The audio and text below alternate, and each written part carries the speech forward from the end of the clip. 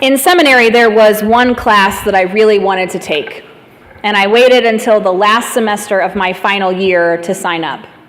It was Seasons of Celebration, worshiping through the liturgical year with Mary Luty, undoubtedly one of the best professors at Andover Newton.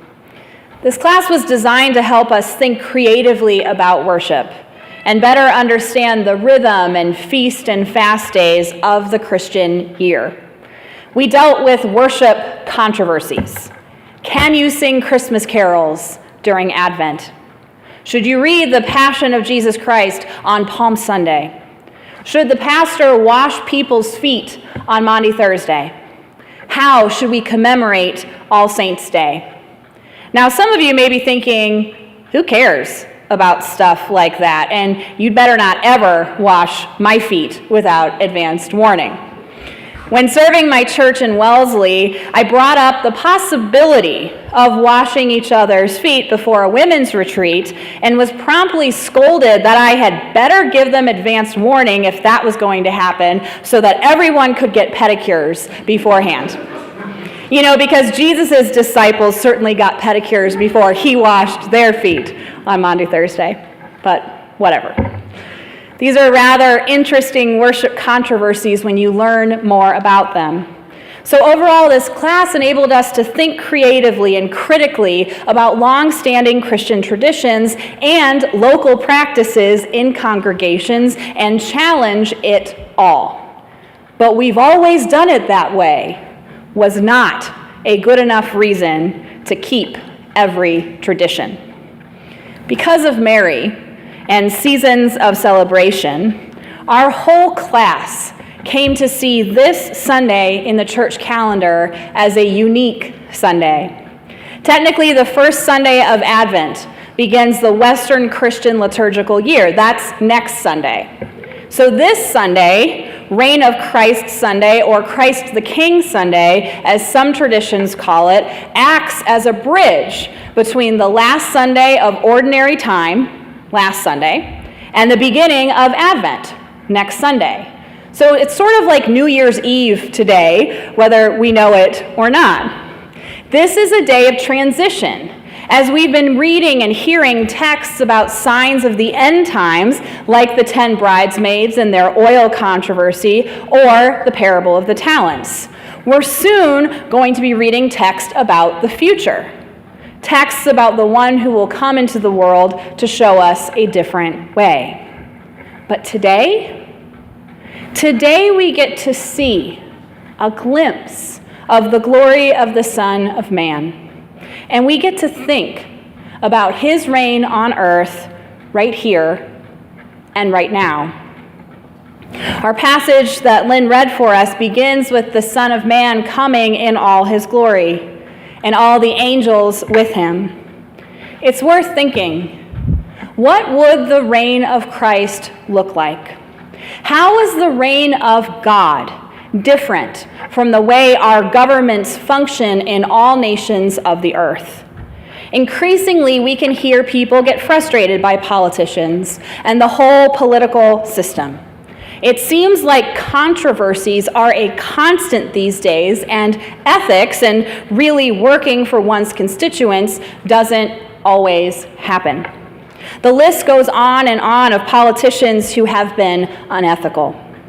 And it appears that our political climate is like Groucho Marx once said, politics is the art of looking for trouble, finding it everywhere, diagnosing it incorrectly, and applying the wrong remedies. So on this Reign of Christ Sunday, we get to consider what it would look like if Jesus Christ ruled the earth. Really ruled the earth. For one thing, people are judged as successful, good, righteous people based on pretty different standards from that of our earthly societies. The righteous are judged to be righteous because they fed and quenched the thirst of the hungry, welcomed strangers, gave clothes to people who had none, took care of people who were sick, and visited prisoners. Because they did all these things, They are judged by the Son of Man in all his glory to be righteous. For the people who are accursed, they are judged to be so because they didn't do any of those things.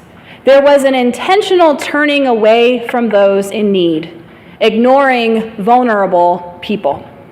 Wealth and power, after all, can isolate us and allow us to put up literal or figurative walls to ignore those on the margins. Actually, a similar storyline can be found in the Walt Disney movie Beauty and the Beast. Yes, I'm going here. At the very beginning of the movie, before we meet Belle and Gaston and all the other characters, we see this gorgeous castle in the woods. And here's what the narrator says in the animated version anyway. Once upon a time, in a faraway land, a young prince lived in a shining castle. Although he had everything his heart desired, the prince was spoiled, selfish, and unkind. But then, one winter's night, an old beggar woman came to the castle and offered him a single rose in return for shelter from the bitter cold. Repulsed by her haggard appearance, the prince sneered at the gift and turned the old woman away. But she warned him not to be deceived by appearances, for beauty lies within. And when he once again dismissed her, the old woman's ugliness melted away to reveal a beautiful enchantress. The prince tried to apologize, but it was too late, for she had seen that there was no love in his heart.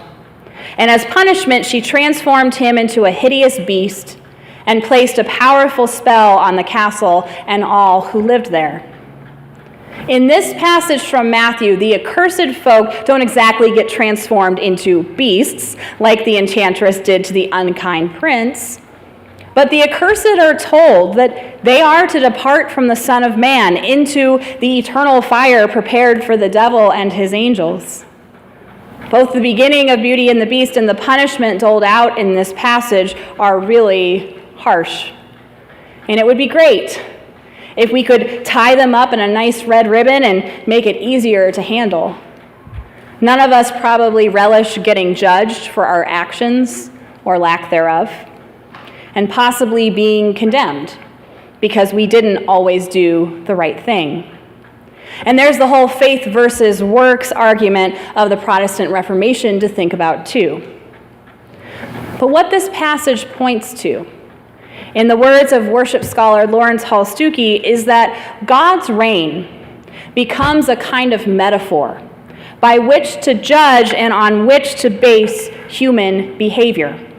Talk about the reign of God makes apparent the deficiencies of human rulers and provides clues as to what might make our human governments more just. We are to think about applying these principles to our life here on earth right now. When we actually care for, clothe, and feed children of God, we are caring for, clothing, and feeding Jesus Christ himself. That's a powerful and important thought, a revolutionary one, actually. It's no wonder that Jesus got into trouble with the religious and political powers of his day all the time with teachings like this. Taken within the context of Matthew's gospel, Matthew is trying to distinguish Jesus' teachings from those of other contemporary Jewish groups. There was a lot of family fighting going on at this time, and Matthew, often self-consciously, has this habit of smugly saying, anything you can do, we can do better. We can't forget that Jesus himself came from a humble background, and his place in society influenced his teachings. New Testament scholar Raymond Brown reminds us that the admirable principle that the verdict is based on the treatment of the deprived outcasts is the Matthean Jesus' last warning to his followers and to the church. demanding a very different religious standard, both from those of those scribes and Pharisees who were criticized in chapter 23, and from that of the world that pays more attention to the rich and powerful. Matthew is trying to say that the reign of Christ turns religious and political systems upside down and transforms the very way our society treats people. The first will be last, and the last will be first. The righteous are those who help their brothers and sisters, not the ones who ignore those in need or turn that old beggar woman away from their castles on a winter's night.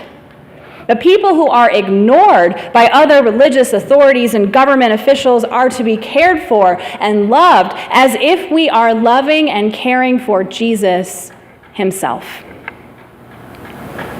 That's why the king in the parable says, "Truly I tell you, just as you did it to one of the least of these who are members of my family, you did it to me."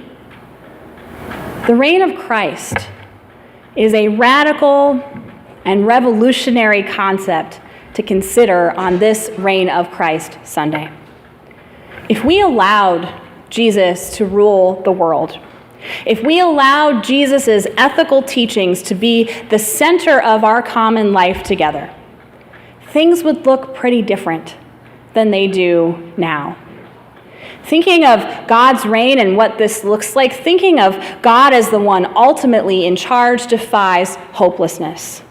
We can't control events as much as we would like. We can't single-handedly prevent senseless acts of violence carried out against people of any faith, like those worshipers in the mosque in Egypt, or people treating one another with disrespect, and the ethical questions that keep arising in our society with women coming forward to talk about sexual harassment and abuse.